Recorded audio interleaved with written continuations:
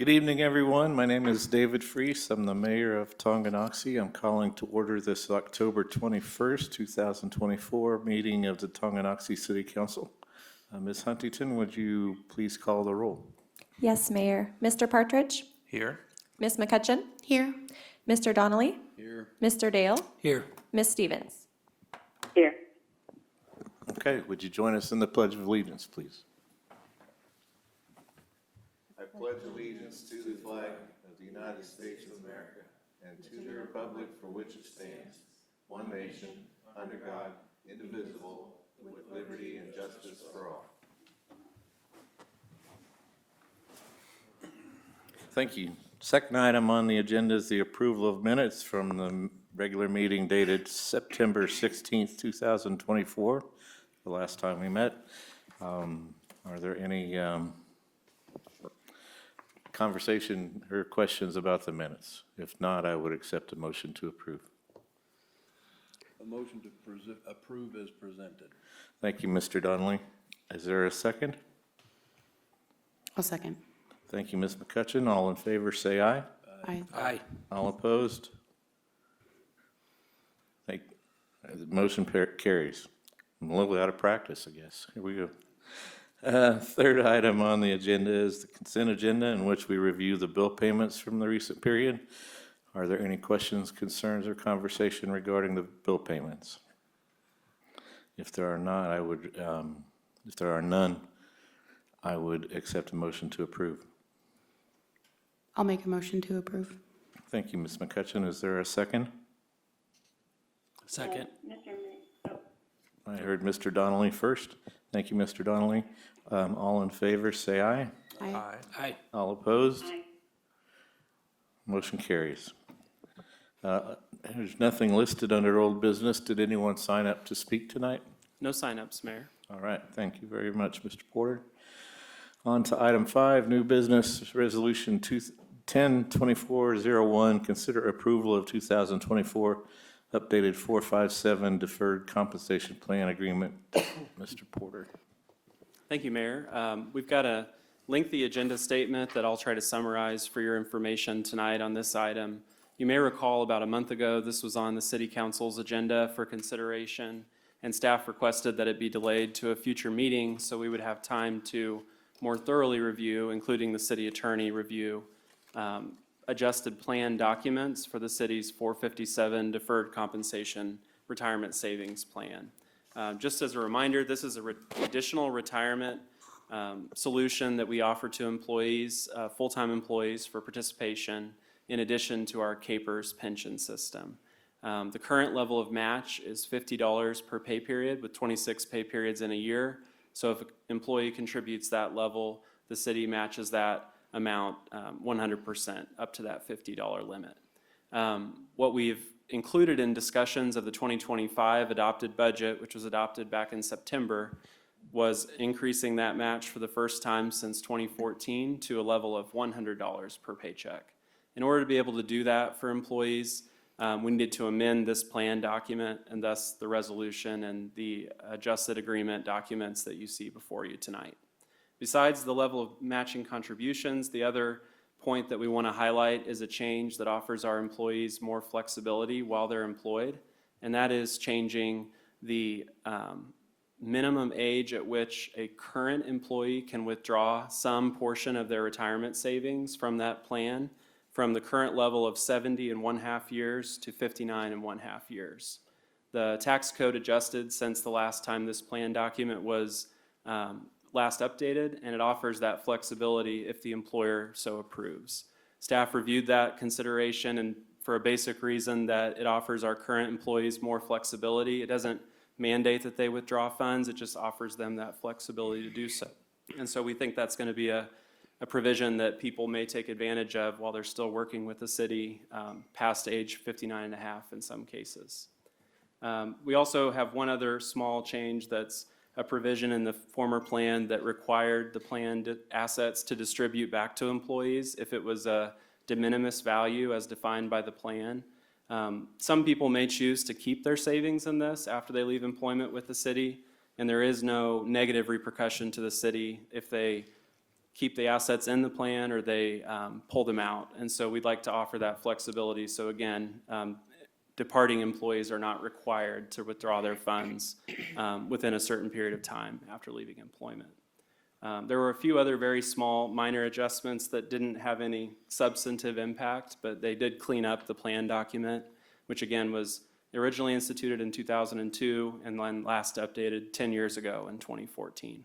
So happy to take any questions you may have, but we do request that you approve the resolution 10-2401 approving the plan. And there is a typo in the action needed, so please read that resolution number as 10-24-01, if you could.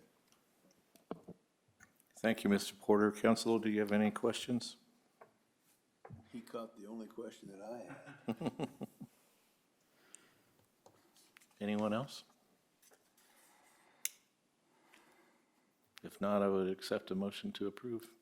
I would make a motion, we approve resolution 10-2401, approving the amended 457 deferred compensation plan for the city of Tonganoxie, and authorize city staff to execute required documents associated with the plan and changes. Thank you, Mr. Donnelly. Is there a second? Second. Thank you, Mr. Dale. All in favor, say aye. Aye. All opposed? Motion carries. Moving on to item B, Resolution 10-2402, consider approval of Kansas Region L Hazard Mitigation Plan. Mr. Porter. Thank you, Mayor. I'd like to recognize that Chief Zimmelman's here, so if you have any questions other than what does Region L mean and what does hazard mitigation mean, I would direct those to him because he's definitely the expert in this. This action being requested is a collaboration with Leavenworth County and with other political subdivisions in Wyandotte County and Johnson County, which comprise the area of what's called Region L. The state works with those agencies to develop hazard mitigation plans that help these agencies be primed for a collective response that's coordinated well in the event of natural disasters or major hazards that impact across a broad swath of the region. The federal government has provisions that incentivize or sometimes even require that states and municipalities adopt such agreements. And in this case, FEMA is the agency that is most directly involved in the review and in the submittal of this plan once all of the local political subdivisions approve it.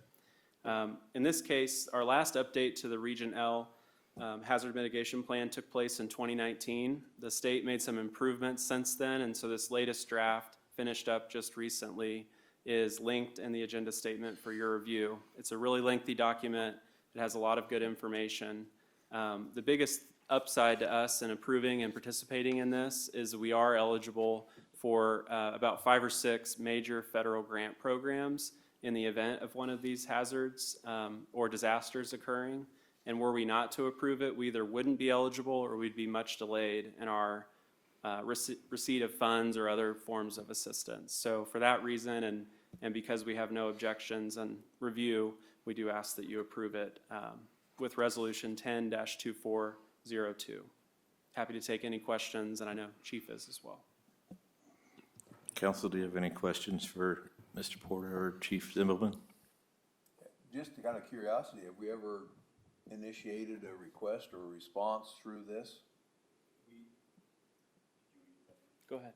We've talked about some of the mitigation stuff, and one of the things we discussed is some of the mitigation factors that we could have throughout the county. We need to do this to apply for any funding, especially on the disaster side. The disaster side, this expedites things drastically if we have this adopted. We haven't yet, but it's some of the things, when we went through the ISO review, some of the things we want to address now as far as hazard mitigation throughout the city. Thank you. Any further questions?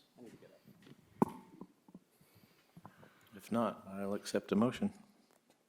I will make a motion to authorize the approval of Resolution 10-24-02, approving the Kansas Region L Hazard Mitigation Plan. Thank you, Ms. McCutcheon. Is there a second? I'll second. Thank you, Mr. Partridge. All in favor, say aye. Aye. All opposed? Motion carries. Thank you.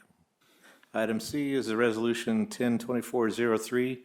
Consider approval of 2024-2025 sanitary sewer improvements, Green Street and Second Street project preliminary engineering agreement with BG Consultants Incorporated. Mr. Porter. Thank you, Mayor. This item will also look familiar to the City Council.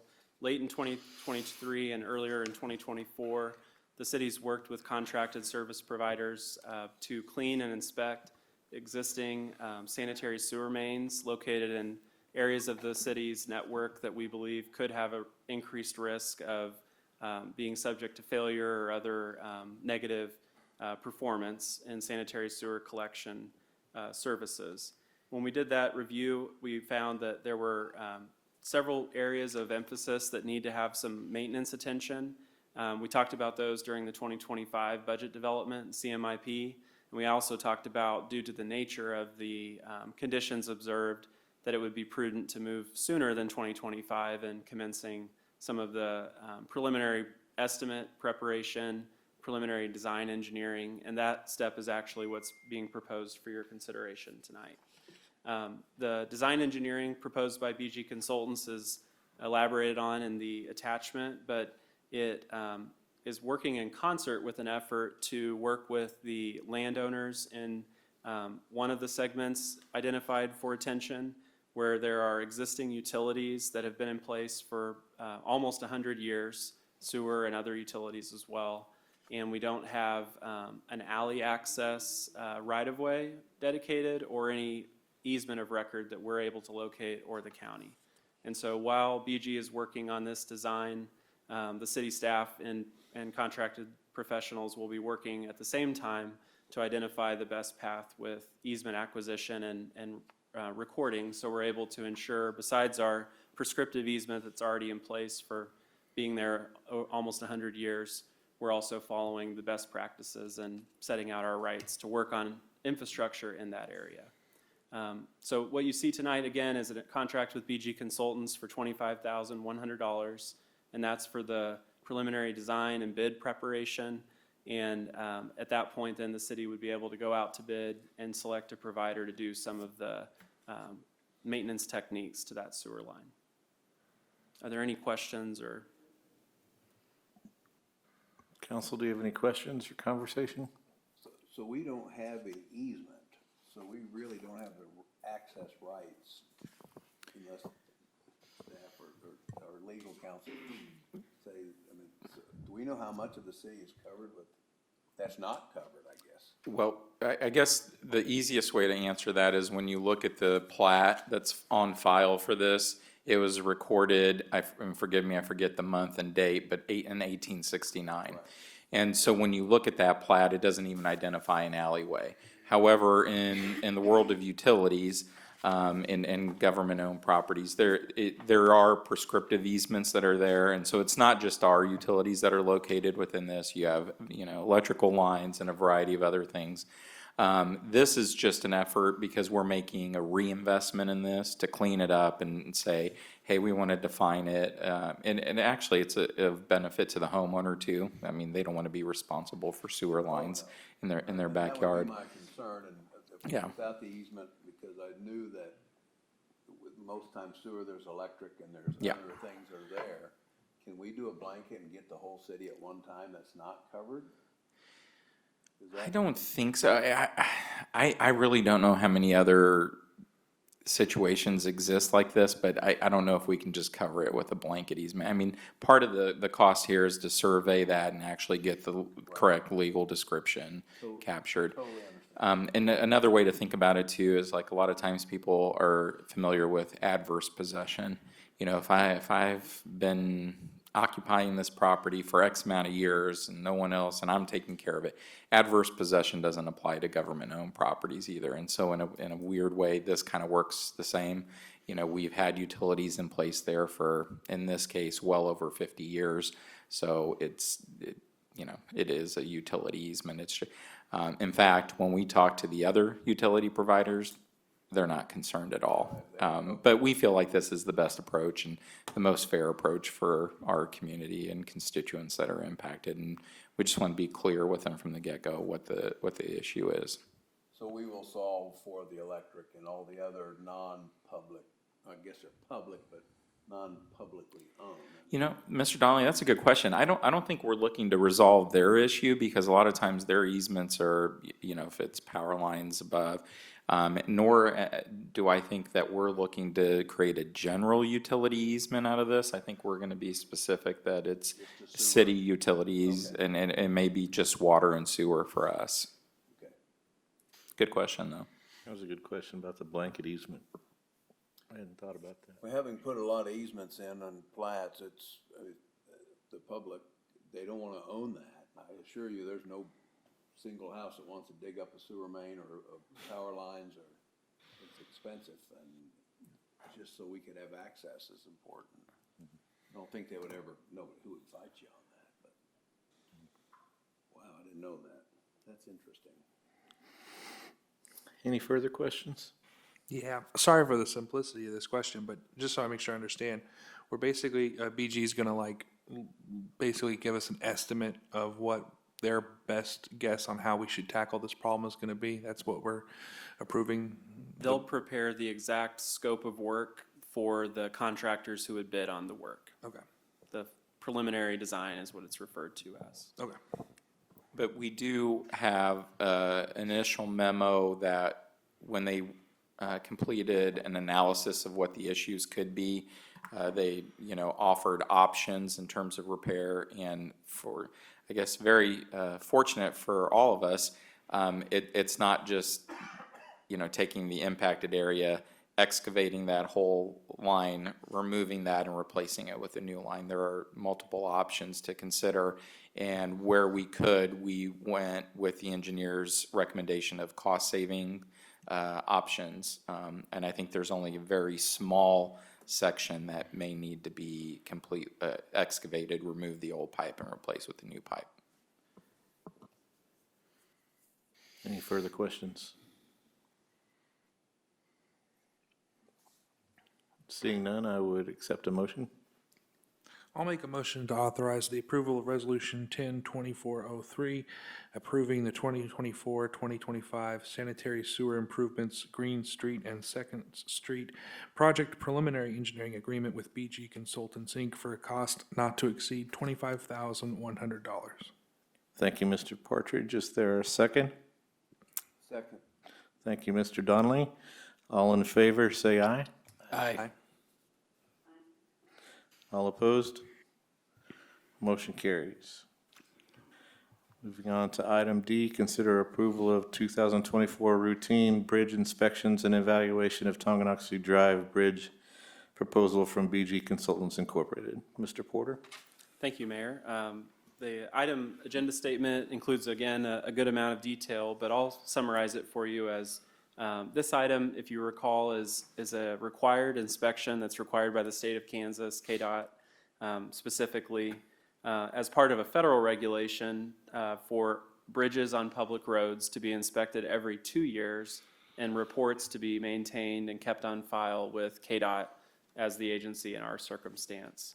Our next bridge inspections are due in early January of 2025 to stay in compliance with that timeline. And we've added, since our last go-round 2 years ago, we've added one new bridge with the termination by the county of the shared road maintenance responsibilities agreement that was terminated last summer and became effectively terminated in July earlier this year. So with that change, certain roads in the city that had been assigned to the county or to the city for maintenance were exchanged roles. Responsibilities, and so we've inherited the bridge on Tonganoxie Drive, located just north of First Street. If you know where that is, it's exactly parallel to the pedestrian bridge that's in the adjacent area to Chieftain Park and the VFW Park. So with that, the city does have 5 bridges. We do get a pass on one of our 5 bridges because it is currently under reconstruction, and an assessment of it would be pretty easy right now. It's a big hole in the creek and there's no bridge. So we do have one pass as that bridge is being constructed. BG's Consultants has done this work for the city in the past and has performed well, and staff have no concerns with approving the quote for $4,000 for that service. One thing, though, that is additional in the proposal that you see tonight is a quote for $6,750 to perform additional testing of our newly inherited bridge on Tonganoxie Drive. That bridge does have, again, inspection reports from previous years that the county shared with the city, and we've filed that in our records. But in addition to that, based on the age and condition of the bridge, it would behoove our CMIP planning process to have more information and a further analysis done on its structural condition. So if you remember, before we did the 4th Street Bridge project, they did what's called chain testing, where they throw chains on certain parts of the bridge to ascertain what the condition of the concrete and the metal within the bridge structure is, how far chloride has penetrated, and the level of decay. That testing effort is what's included in the proposal that you see tonight from BG, and that would inform the city of a better understanding of, do we have a estimated either maintenance date or replacement date to plan for with that new bridge in our inventory.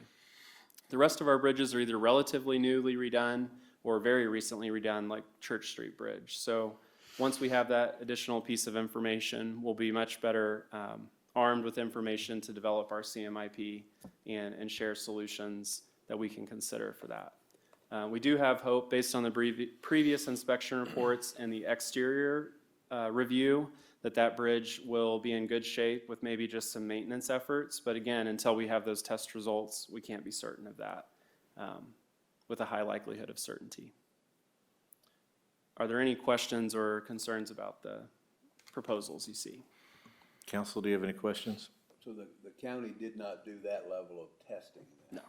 And they're not required to do so unless it was information gathering to potentially replace it. We'll find out if they left us a lemon or not, won't we? We're gonna hit it with a chain and find out. I'll just say, the records they provided to us indicated that the last time they did an evaluation on the scale that they use, which is one of the industry standards you can use, it was, medium quality bridge, to try to put it in layperson terms. So it didn't note any substantial issues, and we just want to confirm that that's truly the condition it's in. Any further questions? If not, I would accept a motion. Where are we at here? I would make a motion, we authorize and approve the proposal from BG Consultants and issue notice to proceed for the 2024 routine bridge inspection evaluation with Tonganoxie Drive Bridge projects for a total maximum of $10,750. Thank you, Mr. Donnelly. Is there a second? Second. Thank you, Mr. Dale. All in favor, say aye. Aye. All opposed? Motion carries. Item E tonight is consider approval of 2024 salt supplies purchase. Mr. Porter. Thank you, Mayor. This item also is a regular recurring item that the council reviews and considers each year, as we typically utilize a good amount of our store of salt supplies and winter road treatment across the city. Each year we do vary a little bit based on the usage the year before and the capacity of our facility at Public Works campus, the amount of the purchase. We've utilized collective procurement with the effort of the sharing of a bid from Leavenworth County, who purchases at a greater volume than the city, for vendors that submit bids for their solicitation for bids. We did that again this year and received bids that were just a slight amount lower per ton in the unit price at $58.32. So that's a good outcome. We've seen that go up and down in previous years, and not really a lot of rhyme or reason to it, but we do believe that that's a good price. And based on our current needs, Public Works is recommending that we purchase approximately 200 tons, which would equate to a little less than $12,247, but we always round up a few tons to reach an amount that we know we won't exceed. The way they load this, it isn't an exact science, and we may take delivery of a few extra tons beyond our order. based on how the trucks that deliver the product to us come out. So with that, staff would like to ask the council for a total maximum cost approval of $12,247.20 to purchase the salt supplies from Central Salt LLC. Happy to take any questions you might have. Thank you, Mr. Porter. Are there any questions or conversation? This is Hutch Salt, right? It's from your neck of the woods, that's all right. Salt City Salt. All right. Well, yeah, nothing else. If there are no further questions, I'd entertain a motion. I'll make a motion to authorize the purchase of salt supplies in 2024 from Central Salt LLC for a total maximum of $12,247.20. Thank you, Mr. Partridge. Is there a second? I'll second. Thank you, Ms. McCutcheon. All in favor, say aye. Aye. Aye. All opposed? Motion carries. Item F, Mr. Brockovich is seeking some discussion regarding the city fund balance policy review. Yep. Mr. Brockovich? Thanks, Mayor. So this evening, what we're asking for is some additional discussion on an item that we've talked about at various levels, and in trying to organize it into a recap of some of those previous discussions, how we might compare to other communities, and then what are we trying to really accomplish. And so we've got a brief presentation we can go through, but to kind of give you an idea of how we want the presentation to flow. But, you know, as always, if you have questions along the way, just stop us and we can address them as we go. But, you know, what is fund balance? A little bit of this is going to be primer, and it may not be geared directly towards you, but it might be geared towards anyone watching this on the live stream or for future reference. And it's a good document, a good reference document. So we'll go over, you know, what is fund balance? What does it really mean? Why is it important to have fund balance goals? Additionally, which funds the city, for folks that may not be as familiar with our budget document, even though a great website where all these items are easy to find, but the city has multiple funds, and what do they represent? Some are very specific and singular towards what they can pay for, and again, how they tie back into what we do from a budgeting process year after year, and set what those budgets are for each fund. We'll touch real briefly on a prior attempt, what the city did maybe back in 2012 to try to establish goals, not so much policy, but goals, and we how we still use those goals today as guidelines. We'll take a look at what other cities near us are doing, and maybe statewide. Current operations, so what do some of our funds look like, and kind of, I guess, a little foreshadowing. We're going to really focus mainly on the general fund, because that encompasses a lot of different cost centers and expenses, and it's a little more stable from the revenue side. And then the end goal for tonight is, what I'd like to see is, do we, from you as a policymaking board, yes or no, do we want to establish a policy on that? And then if we can get down into the weeds and say, hey, staff, why don't you draft a document that reflects X amount of percentage as a goal for general fund, and that we would come back next meeting or at a future meeting with that policy and see if we're hitting the marks. So with that, kind of dive in. So there's a lot of narrative on this page, and I'm not going to go into every level of detail, and I think I've already kind of addressed some of these, but essentially fund balance is when you have an accumulation of revenues and expenditures. So we go through this process every year. We wait to hear from the county appraiser to see what the total assessed value is. Then we know what our operational budgets need to look like, and then we kind of backtrack into what the mill levy is to go support that. You can kind of apply that same principle to anything that, like sales tax. There's some items that have a little more variables that come into play, but essentially that's what we're trying to do, and that's what fund balance is. As a reminder, funds are very restricted. It's either by state law, city charter, local ordinances. I mean, we go through the process, staff presents a budget, city council approves the budget as we move through the year. And again, as a reminder, we're doing that basically May through August to try to figure out money we're going to need for the following year, and we get that adopted. Department heads have some say, but ultimately we have approval, we have purchasing authority, but we bring you guys monthly reports on what we're spending money on. Long story short of that is, there's all those restrictions in place, and if we need to deviate from that, i.e. we need more money for something, we have to go through a very public process to do that. Whether it's publications of notices, hey, we're going to do a budget amendment, and then actually holding that, a hearing, so to speak, on that during a very public city council meeting. As I mentioned before, those expenditures are authorized through the budgeting process. And so again, as a reminder, at the end of the day, fund balance would be any surplus that's available for whatever reason. We got better competitive bidding, maybe sales tax in some cases came in a little bit higher than what we expected initially, or maybe we just didn't spend the money in the time frame that we thought we were going to spend the money. So there's a lot of variables that come into play for fund balance. Why is it important? So there's 4 bullet points here. I'll go through those really quickly. If we have a healthy fund balance in something like general fund, and again, we'll get into the details of it, we can stabilize services without budget cuts, offsetting revenue shortfalls in a poor economy. And we're seeing a little bit of that now. Post-COVID sales tax numbers statewide, regionally are down. And so if they're down 5%, they can impact a community that has a $15 million budget in one way. And then you take that same 5% for a community that has a $500 million budget, and it has a scalable, larger impact to that.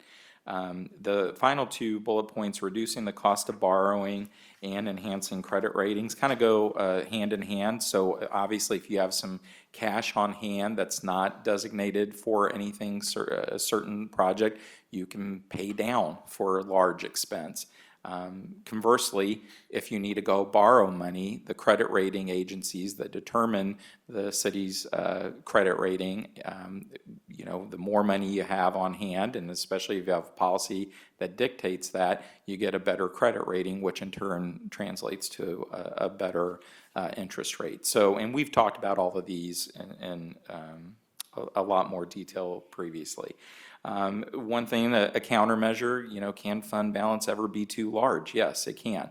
And there are cases that can be made like, well, if you have a fund balance that exceeds your goals, it may be good policy to say, well, that's an identified area that we can return some cost savings back to taxpayers and potentially target mill levy reductions from that excess.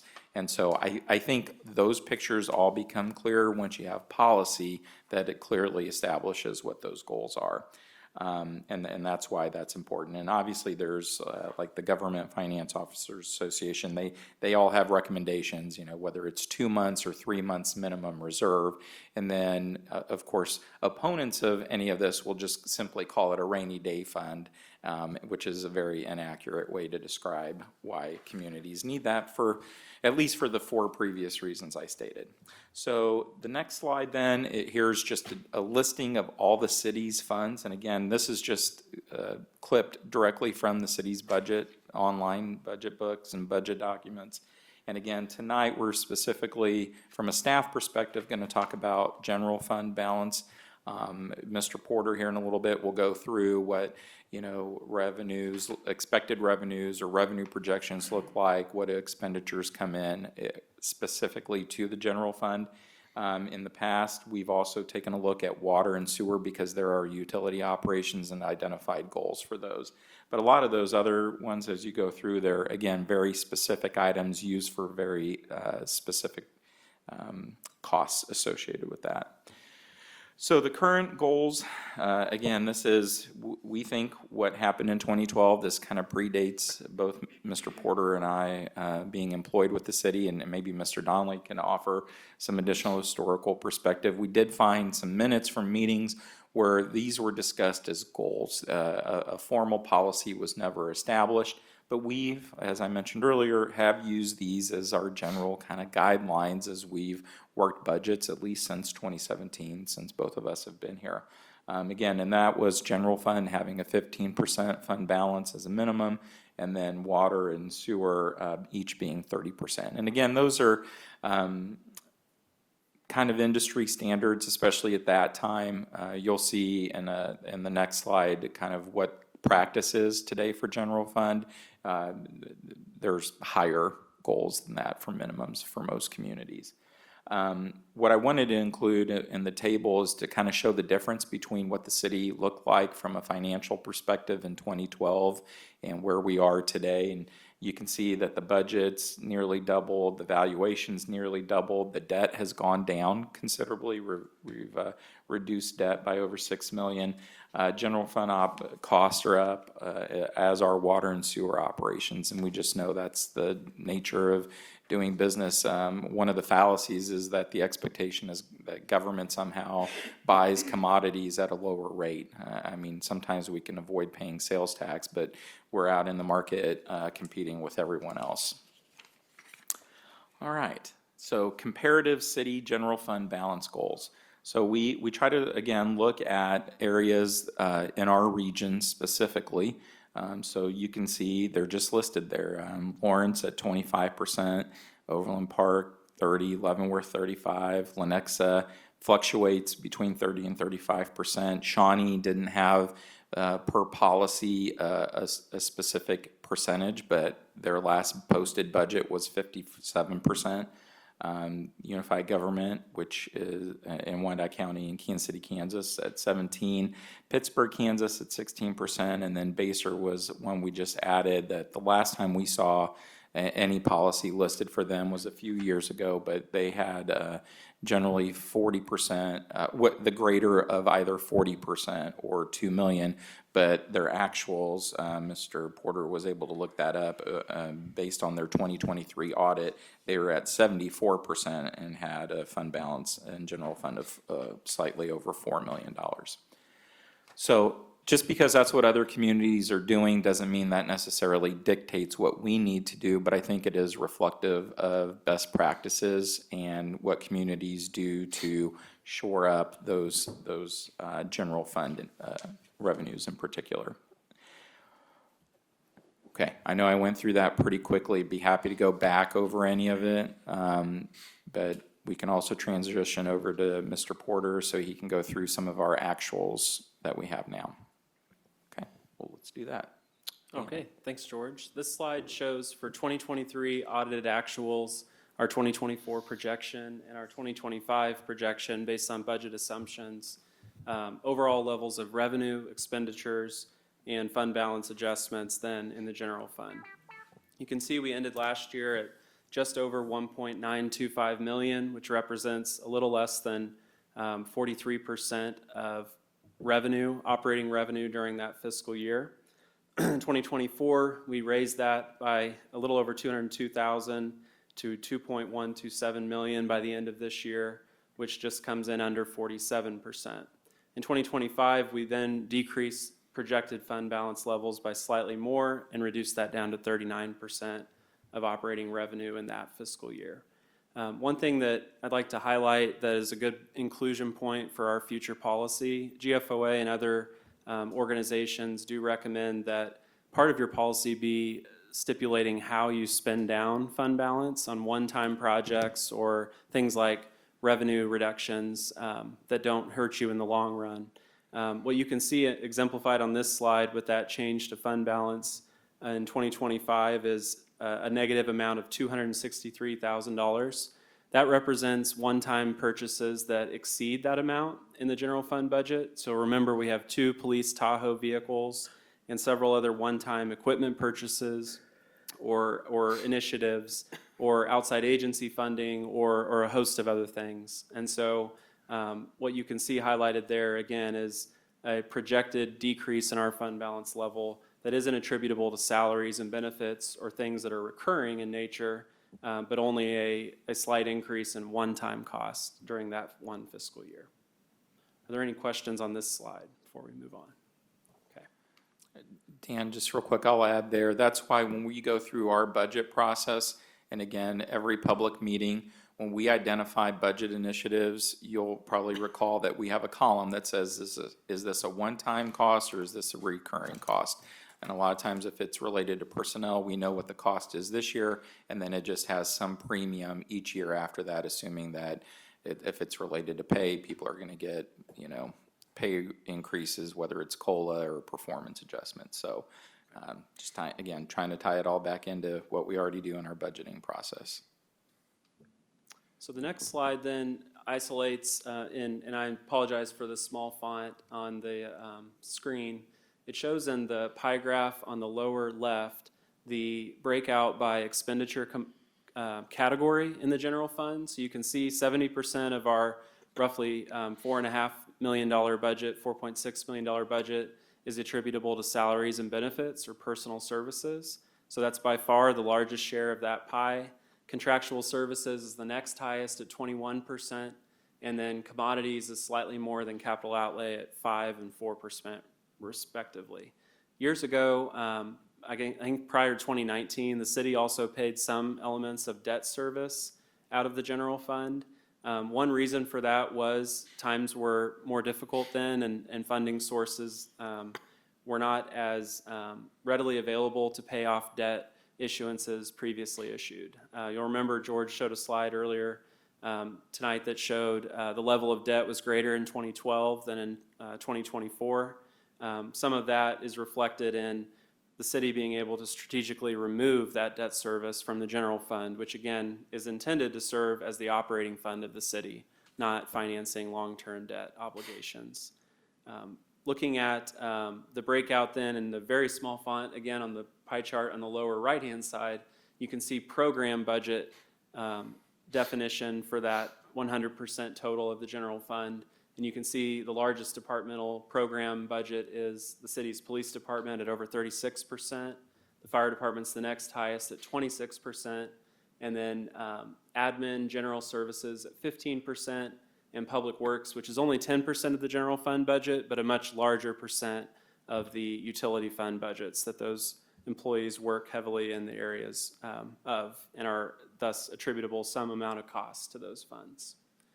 The breakout then in the upper right-hand corner on this slide shows in sort of a rough approximation the operating expenditure level across the general fund, which is about $4.381 million in 2025. That's about 92%. So when you go through and isolate out one-time purchases, grants to organizations outside the city, reimbursable items, items that aren't continual operating, keeping the lights on and the doors open and providing services, that breakout is roughly 92% of the general fund.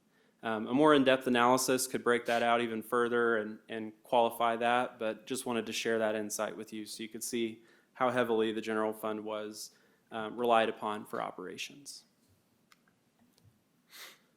The next slide shows revenue trends for the general fund, and this shows, again, sort of a time lapse of 2019 on the lower right to 2025 projected budget on the lower left. I'm sorry, lower left was 2019, lower right is 2025. What you can see in change is the major shifts are property tax has grown as a proportionate share of the overall revenue picture for the city from 44% to 52%. Sales tax has only slightly increased as a share of the city's general fund budget to 22% share. Franchise fees have grown by 1%. And then where we see a reduction is frankly in the percentage attributable to other revenues. Some of that's attributable to grants, some of it's reimbursements for shared services with things like the school district for the SRO or other agencies for other services. There's also one-time grant funding that in the past was sometimes budgeted in the general fund, recorded there. We now make an effort with major grants like our EDA grant or our ARPA funding grant to isolate that in its own fund for better tracking purposes and audit review and other reasons like that. So as a whole, there is some shift in the last 6 years, but not too radical. What we also want to highlight are property tax and sales tax still make up almost 3/4 of the general fund revenue. So again, remember 70% of the general fund went towards salaries and benefits, and 74% of revenue come from property tax and sales tax. So those are roughly equitable in scale when you compare those revenues and expenses.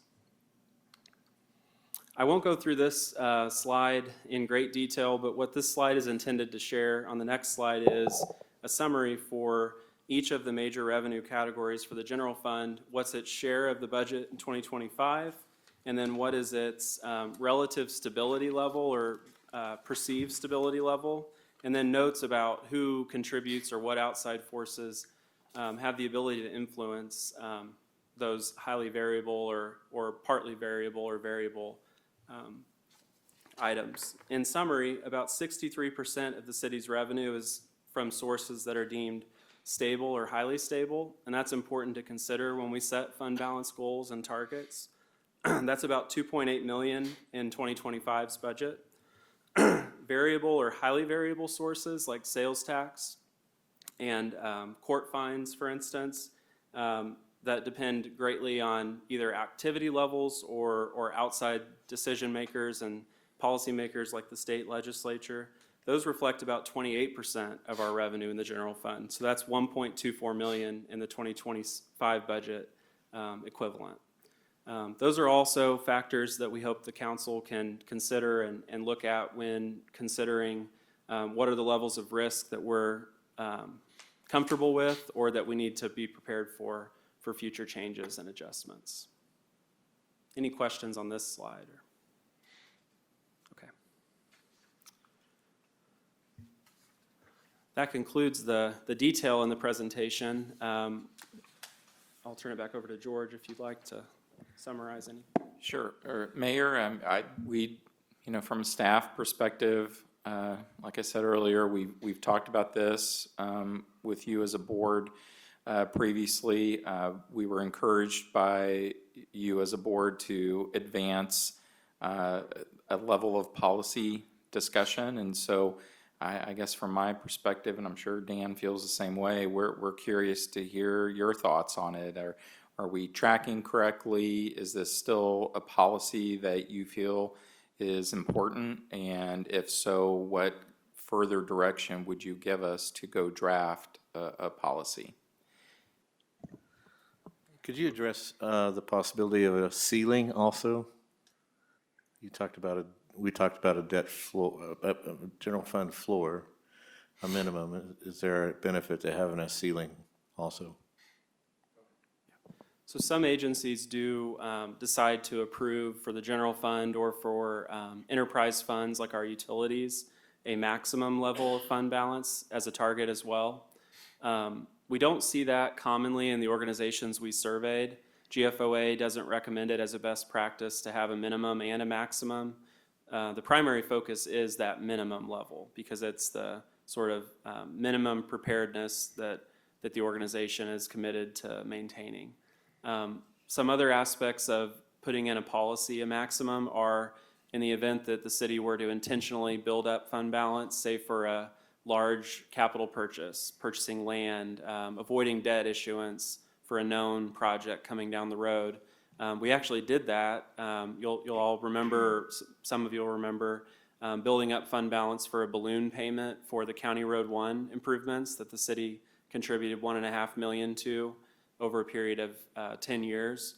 We had a $500,000 balloon payment in year 10 of that repayment schedule, and the city used dedicated strategic growth in fund balance to reach that ability to make that payment. So those are some reasons to consider when considering that, but that is an option that can be taken into account. Council, do you have any questions?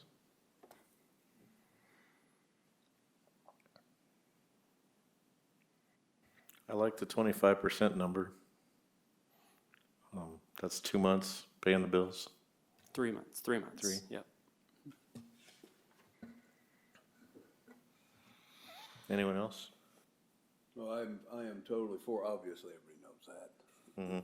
For some type of number in there, first of all, it if you understand how the budget works and all that, ending fund balance is a product at the end that creates what your mill levy is. It can move that mill levy up or down based on that number. And long-term stabilization of the city's finances is important. I think you look at the risk management, I think Dan has done an outstanding job. This is good information, and managing the risk of the general fund, that's one pool of money. There's other pools, water and sewer, because there's risks in there, but they're different than the general fund. And that having that level of comfort that knows that we have it there, and it is a product that directs mill levy from time to time, well, every year, it's a part of the budget. And I think we have to have some goal out there to have, and especially looking at the expenses within the general fund. 70% of it's personnel. So what is the risk to that personnel level? What could happen that we don't have the money to fund our personnel? So what is the income side? You look at that. Anyways, I think we need to set and establish a number.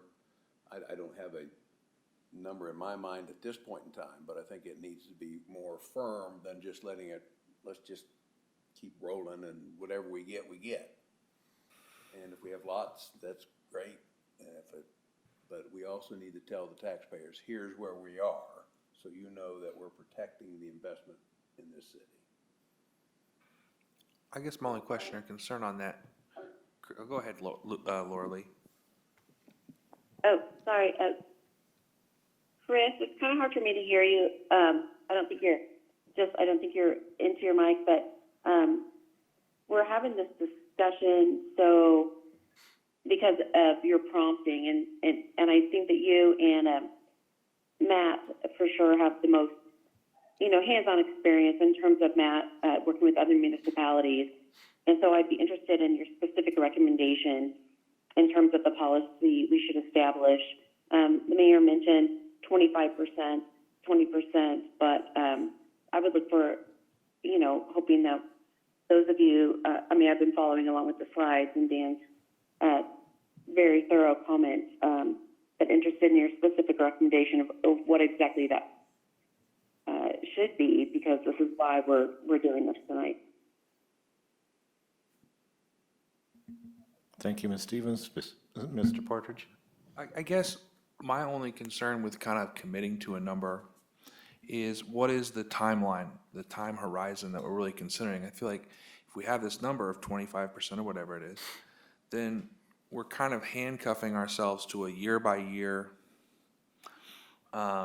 cash flow, for lack of a better word, management policy. Do you agree, or what do you think on that? No, I totally agree with that. Well, you've done this longer than me. Is there any disadvantage to not looking more down the road than just 1 year at a time? Well, you can look 2 years or 3 years or 10 years or whatever number. We choose that. That's what we're here for. But just to have what's your household budget? You have a limit. You don't have a blank open checkbook. Everybody in here, I would guess, all 5 of us, and Laura Lee, who's not here on the phone, we all have a limit. Why do we as city policymakers get to spend more money and not worry about what that number is than this 5 individually? What is that number? There's no right number here. It's a number that we ask staff to work through the budget, watch for problems, look forward into the future to try to identify risk. From being from western Kansas, those cities have way more risk in revenue shortfalls than we do. Yeah. And you all have opinions of, are we gonna grow? Is this city gonna grow in the next 10 years? I'm pretty sure it's going to, and it has. So we have less risk to manage because our growth's gonna come. But then there's good stuff in this, what George said. What if our state does something crazy? But they've already put the revenue neutral thing in and attempted to take that away from locals, which this council could always go and ask for more. There's no reason So we just need a number in my mind, and Laura Lee asked for a number. It's 25, 27 and a half, 30, I don't know that number. But because next year we're gonna have more revenue unless something happens on the sales tax, on the property tax side. So I just don't think we should have an open checkbook that it's free, here it is, go spend taxpayers' money. That's why I think we should have a number on it. I think but it's easier to project the revenues than it is to project the expenses. We don't always know what our expenses are gonna be going forward, right? But we can control the expenses differently than we can control the revenue. Well, I mean, we control how we pay for them, I mean, depending on what the expenses are. You know, if we inspect the sewer line and it's terrible, right, and it has to be fixed now, and we don't have the cash, we can issue debt. That's a different fund. All right, but that was just a, Be careful on mixing those. All right. Because it can get confusing. okay, but that's just my general observation, is that I think I think in theory, the best policy would be an engaged council that takes into consideration all the factors and makes an adaptive decision based on what's right at the time. And so I guess my only concern is if we tie ourselves to a number, you know, today, are we gonna regret that 5, 10 years down the road, or when whoever's sitting in these seats is like, but I understand we're probably just gonna set a Vote to goal. Change that number tomorrow. That's true, that's true. And Nothing holding you to that number other than setting a goal. I also think we kind of have we have two discussions going on. What should the goal be, and then are we spending too much now? Because we're floating at like roughly 40 to 45%. And I think you could definitely make an argument that we might be a little too high now, that we should probably consider not having that much, just given that the long-term outlook of the city with growth, et cetera. And if you just look at the ratios, I think that was a good slide, had the 2012 to 2024 analysis. If you look at our debt ratios, it's improved dramatically in the last 12 years. And we're gonna take on a little bit more debt for the wastewater treatment facility. But other than that, I can't think of, maybe to purchase a fire engine down the road too. But there's not any major commitments coming up. So I guess, Chris, are we asking the city staff to come up with a number, and then we're gonna say, okay, that sounds like a good number? Or otherwise, what do we think the number should be? Well, I think it would be wise, I really think it'd be wise to let staff, because they're the ones that are milking these numbers every day. And they deal with them, and they see them, and they hear the ongoing conversation of what's going on at the county, what's going on at the state. I think it would be wise to hear a recommendation from them and how that projects out. What happens if we do have shortfalls, what goes first, what goes second, what goes third? Well, you know, in the general fund, that's gonna be people. Well, 70%. Right, yeah. So I'm loath to have too thin a margin, right? Because providing services through people is probably one of the most important things the city does.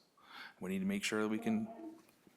Sorry, I can't read facial expressions on the phone, but earlier, I spoke with Dan and, talking about like 2 months of the emergency fund is kind of a guide, and that would put Tongi at around 17% to be able to have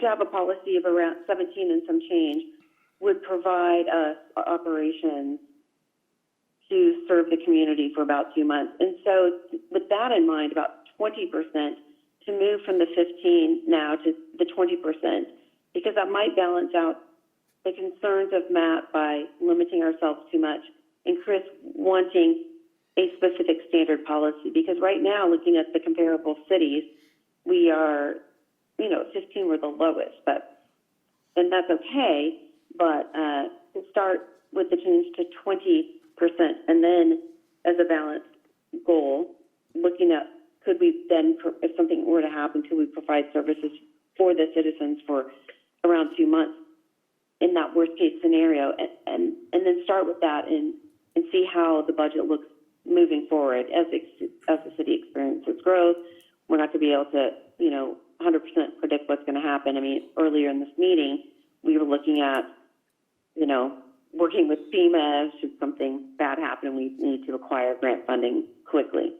So there's a lot going on in the world right now, and that might be a number. And we don't need to decide tonight. I just think we should have this good discussion. And Chris, you're right. Maybe we should ask staff to, come up with a reasonable number that would be a good fit for Tonganoxie. I agree with Mr. Donnelly about having staff figure out what's the appropriate number.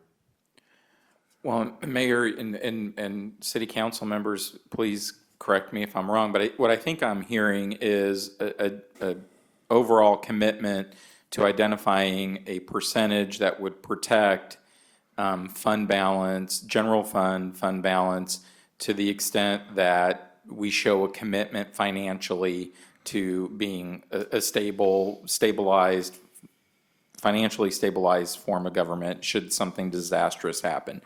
I think what I'm hearing, though, is the additional discussion is kind of that, what's our philosophy towards a spend down policy if we get beyond the dedicated 20, 25, 30% fund balance, what are we doing with those funds on an annual basis? And to me, what I'm hearing is the key to protect the flexibility to consider that annually.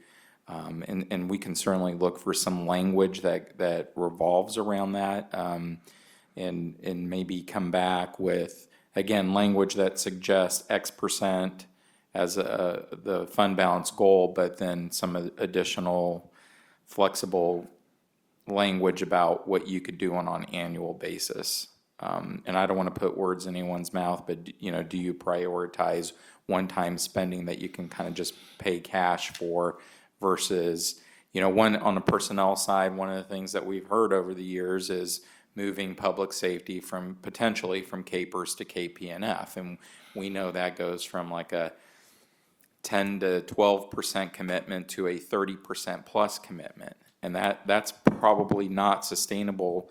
Although we might be able to afford it as a one-time shift, we'd burn through fund balance quickly, and it's not sustainable in that fashion. And so I think there's always elements like that can quickly change the perspective and environment that we have to deal with general fund. Again, because it's a fund that is that many things are dependent upon in terms of how we finance it.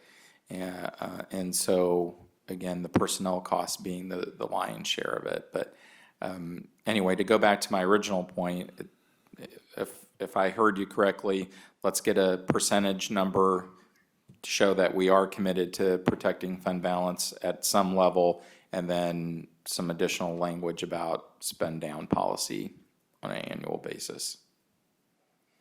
I think that summarizes it pretty well. Okay.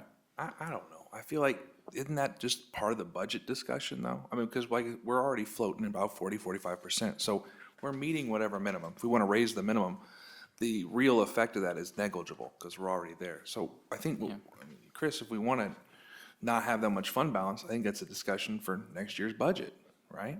But making a policy of it, I don't know. I just don't see how that really.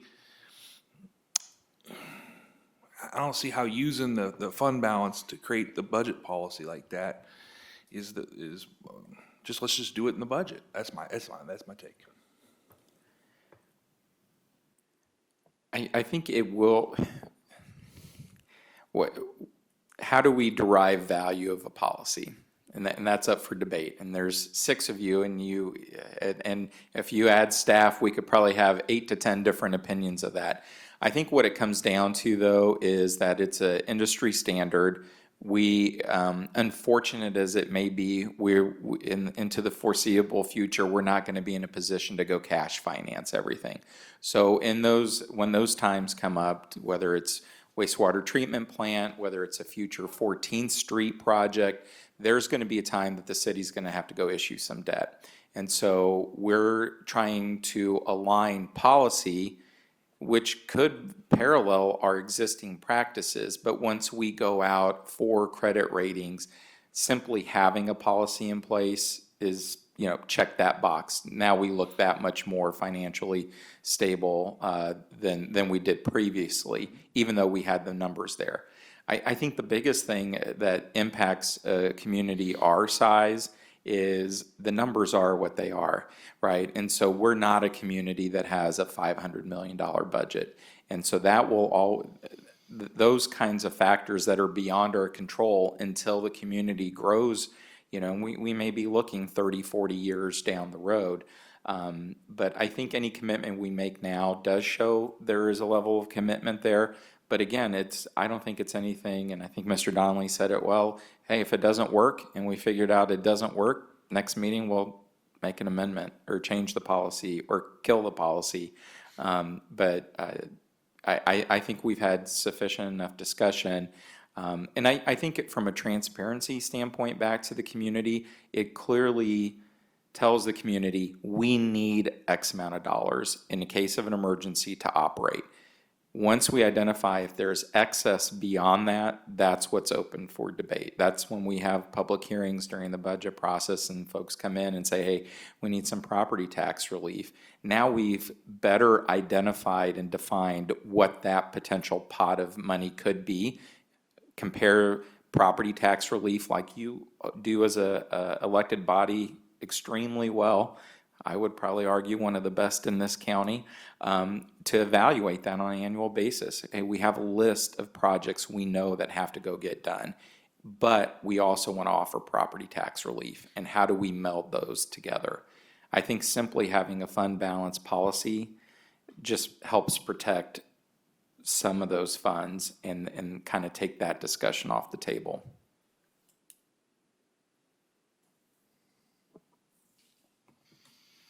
Any more discussion? Excellent, thank you. Do you have what you need, Mr. Barkovich? Yeah, I really appreciate the level of discussion and direction, and I'm not sure we'll be able to turn this in time for, I think, our November 4th meeting, but I would certainly expect that staff could draft a policy, if not by November 4th, that following meeting, with the goal of maybe adopting something before year end. Thank you. All right. Item 6 is the city manager agenda. Mr. Barkovich. Yes, Mayor, there's 2 items there. The first is the September financial report, and Mr. Porter's pulling up that report. We'll go through that pretty quickly. I'll ask him, though, to highlight this month, the report reflects the water park numbers, both in attendance and revenue and operational costs. And so maybe he can highlight those quickly. Thanks, Dan. Thank you, George. The pages that we'll focus on in the report are going to be pages 6 through 9 of the report. I do want to point out a couple of things that are not in the water park details section of the financial report. One is that our sales tax remittance for September was delayed until October, so we won't review data about that until our next monthly financial report to stay consistent with the prior year fiscal comparison. We'll also look at the schedule of upcoming items. We're working on the budget book presentation, and we hope to have that for you by our next monthly financial report for review. And included in this month's financial report is the quarterly treasurer's report, effective through the end of September, which is the end of third quarter of our fiscal year. So that's been submitted to the newspaper, will be published on Wednesday in accordance with the requirements of state law for the city to take that action. And Lindsay, could we go to page 6 of it when you can?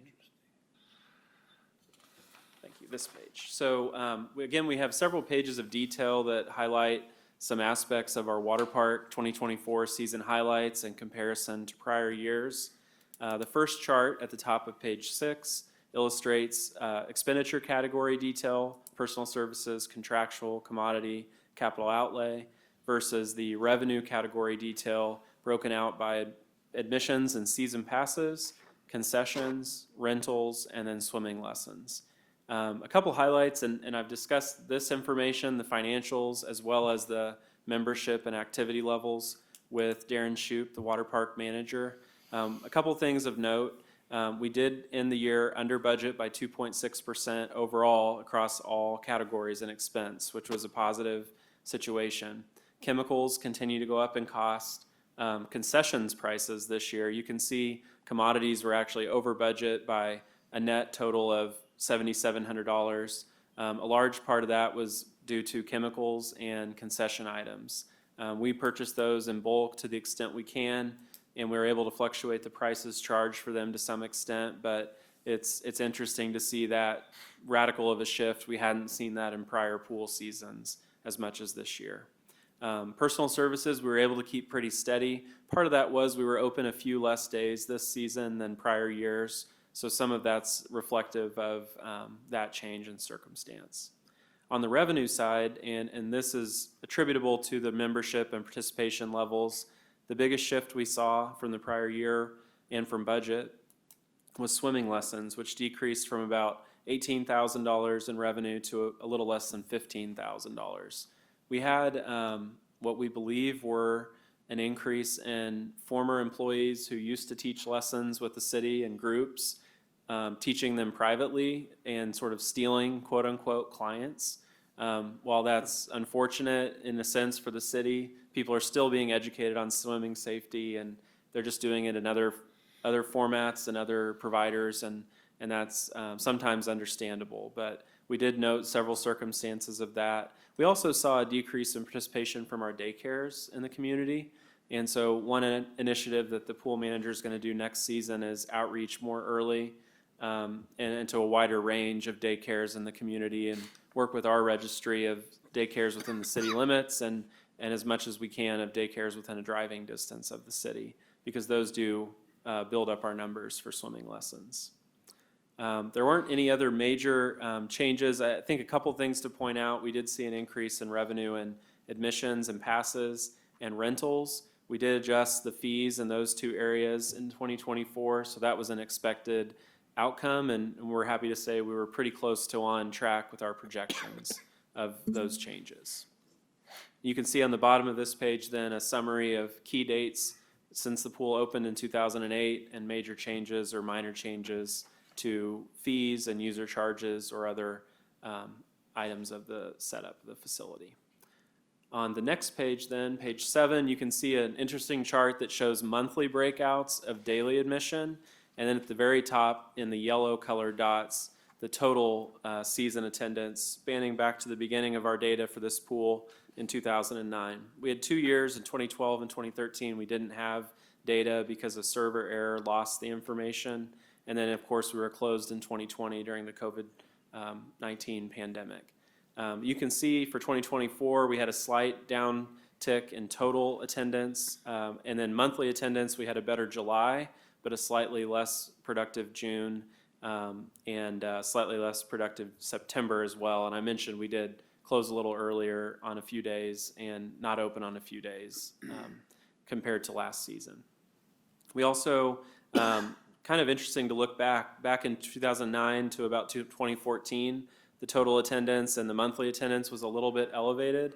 I think the sparkle of a new facility and perhaps how they counted back then, if any of those practices have changed, do show a change. But I think this is an important story to tell, that not many facilities, I think anecdotally, if you think of those you know of, have a track record of this many years of operation with roughly the same format and layout and attracting close to or more than 20,000 visitors a year, every year for that span of time.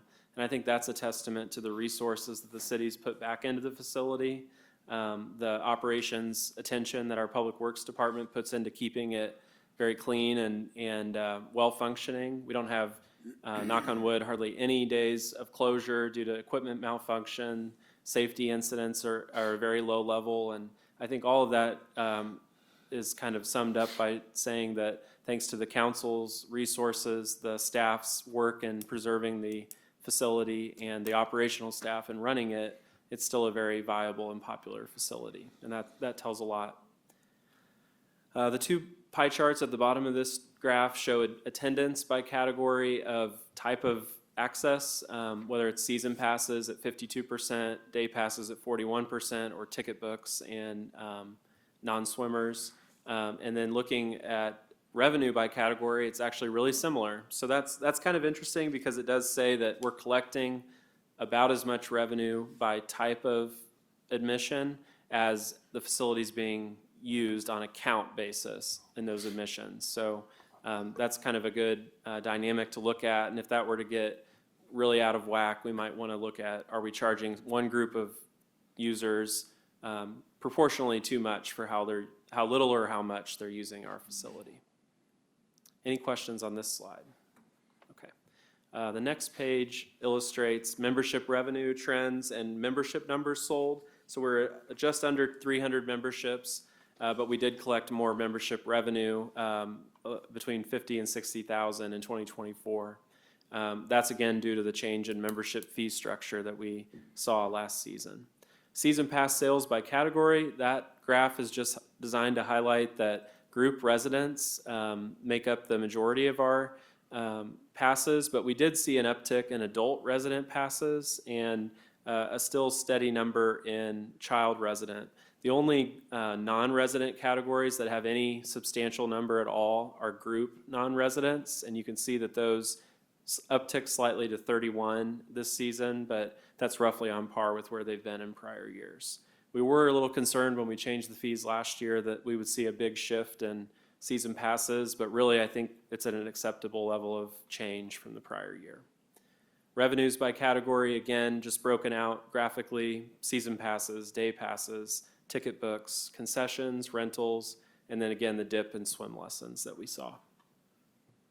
Any questions on that page? Okay. Finally, revenue and expense by category again for highlight on the last slide, as well as total attendance counts by type. So you can see group season pass is our leading area by a good margin at 45% of our total attendance at over 9,290 visitors last season. So a good amount when you think about, again, that our total attendance was a little under 20,000 this year. All in all, a really good season, I think, this year. When we look closer again at next season, we may highlight whether a very small adjustment should be proposed to a fee or two, but I wouldn't say that this information really reflects the need to make a radical shift to our user charges that we charge for the water park. But happy to take any questions or hear any comments that you have in case you have other thoughts on this information. There was a lot of chatter online about when passes went on sale and the process for doing that, and it seemed like there's a lack of information for people of when they were selling passes and selling swimming lessons and those sorts of things. We might look at that, maybe put up signs like the rec does about their basketball and soccer deadlines and something like that, just to get the word out a little easier. You can't reach everybody nowadays, certainly through any sort of medium, but the more word we can spread might help us out. We're also excited to be updating the software system that tracks activities and records the transactions at the facility. Part of that is going to offer the ability to do online signups like the Rec Commission does now with their system. And so instead of the stand in a line and wait for hours, quote unquote, to sign up for swim lessons, for instance, we're now able to offer that and rentals for sale on an online platform that we hope that people will be really impressed with. So that's coming next season. That's good. Do you feel like we're meeting the needs, or we're hitting the targets our citizens want to have with it? I think we are, but I'm anxious to hear if you hear something different, or, and that's a total taxpayers, put that in. We don't show any of that in your just covering expenses, and we're not even covering expenses. Yeah. But I really think it's a great product, but do you think there's something different we need to do? Right? You made the comment it was new and shiny and that the numbers were great early, and that's normal. But I just want to make sure we're hitting the targets. That's, I think, a great asset for our community, and that along with the park, which is not ours, but the park. Those are just tremendous assets that I think we need to take care of. And I just kind of get your thoughts. Do you think we're hitting the targets that what our citizens want? That's a great question. Overwhelmingly, the feedback we get about the facility is that it's outstanding. It's outstanding in the level of an amenity it is for a community our size, for a facility of that age, and all those pieces of positive feedback. One other thing that we highlight in internal discussions is that next year, Lansing will be opening a water park facility, and they actually called and if not visited, stopped by our facility when they were scoping out what to offer. And essentially, I won't claim it that I know it, but I believe their design is similar to ours with the addition of a lazy river. So that's a pretty close community. It's the first new pool in a vicinity to us in several years. So it'll be interesting to see the numbers next season if we see a shift in that. But I think the question also brings up a great point about amenities and recreational facilities in the community, and that question of, are there groups like the Rec Commission who are better suited to program for the community's full expectation of what a facility can offer? They do that 365 days a year, sports across the board. In most communities that have a Rec Commission and a city organization, an arrangement is something like the city owns facilities and the Rec Commission programs, similar to how we work with the library right now for that facility. And so I think if we're going to look at recreational amenities strategically, it would be a good idea to engage with the Rec Commission and other partners in the community. The school periodically reaches out with PE classes and other interested groups, and unfortunately, there's some sort of disconnect in the current arrangement where this is the one recreational asset we own, maintain, and operate. And that's generally, in our community, the Rec Commission handles one or more of those variables. But it's a great question, Mr. Donnelly. Well, I just have to admit, if you recall, I was kind of I voted against the new rates for the season passes.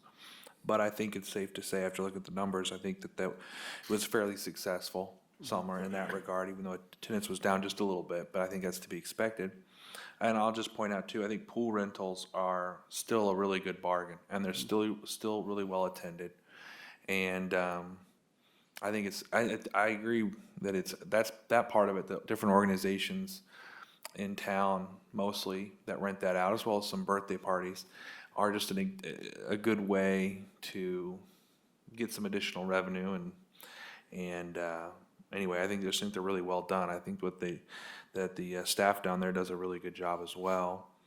And so other good thing I think about Lansing and their development with the pool is, if you look at our numbers, so much of the activity is at least group, or at least resident, or at least identifying as resident.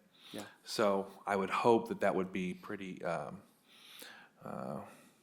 inelastic, that we would be able to keep them here in town, that they'll find it's just as easy to swim here. But anyway, another successful year, and in no small part to their staff and management, so good job. Anything more? Okay. Emergency purchase updates, guardrail repair on East Washington Street with insurance proceeds. Mr. Parkovich? Yeah, just really quick.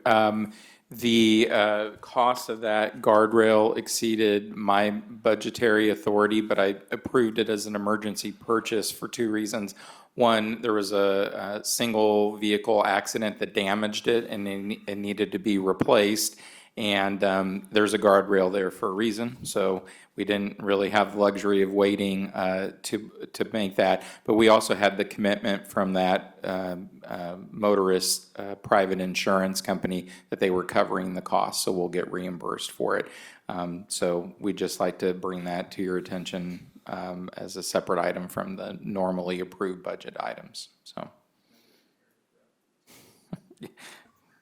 I don't know if Dan's mic was on, but yeah, he's correct. It was on another inherited road that we were gifted from the county. Right. So, yeah. But that's it, Mayor. Thank you. That's it? Okay. City Attorney agenda? No items, Mayor. Okay, Mayor Pro Tem agenda? Mr. Mayor, I'd just like to say that congratulations to Temple Lumberyard here in town, that they celebrated 50 years in business and put on quite a fun lumberyard game last Friday to celebrate their success, and the new owners really helped people feel welcome. They had a great festival for the community, and I just want to tell them congratulations, and it was a nice celebration of business, especially small town, downtown businesses. So it was a fun event, and you know, especially for those of us who attended it, it was a great turnout. Thank you, Ms. Stevens. City Council agenda, anyone? Yeah, I have one topic to bring up. I was approached by one of the members of the Rec Commission about the dog park, the coming dog park. Mr. Partridge, you're excited about that? I'm so excited. Yeah, and traffic concerns coming in on Tonganoxie Drive from the north, and the speed, the proximity with which the speed limit changes. Now, I'm guessing speed limit is controlled by KDOT on that road, or is that us? Under the bridge out It was the county. going north. It was the It county. goes to, it was the goes county. to 30 miles an hour, I believe. Right under the bridge. And I think Somewhere in that the vicinity. concern, obviously, there's going to be more traffic theoretically.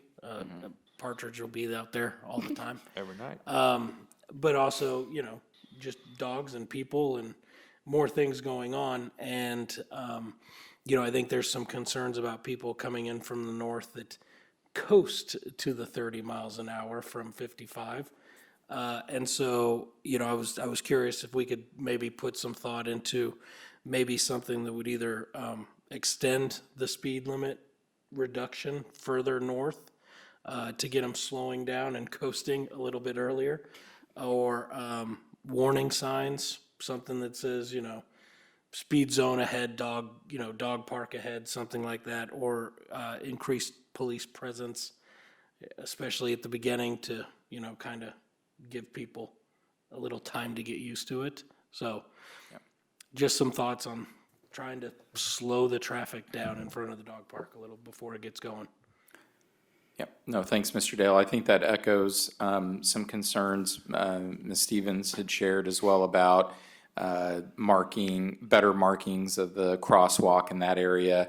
You know, in the past, we've looked at items, you know, some communities will have a flashing crosswalk sign when folks are engaged there. So we can certainly take a look at all those items and report back to you on that. On the same topic, I've shared with you, Mr. Brockovich, that I'm concerned that there will be parking along the side of the road, along that dog park. Though there is more parking than I originally conceived, I've still conceived people parking along Tonganoxie Drive. Yeah, we'll certainly ask, you know, PD, they've been engaged in these conversations, and, you know, the unfortunate nature is if you add more parking spaces, you get less dog park, right? So this seemed to be the compromise, and but we'll certainly pay attention to that, and if it becomes an issue, we'll take some enforcement measures in that regard. Cool. Mayor agenda, I have nothing other than to remind everyone that Spooktacular is Friday. Is that correct? Yes. That's always a fun event. And the mayor's Christmas tree lighting, both of those items are highlighted in the newsletter, and I believe that is November 23rd. Thanks, Dan. Great. All right, I have nothing more. Mr. Dale, do you have Motion anything? to adjourn? Is there a second? Second. Thank you, Mr. Partridge. Must be playing tonight. All in favor, say aye. Aye. All opposed? Motion carries. See you in a couple weeks.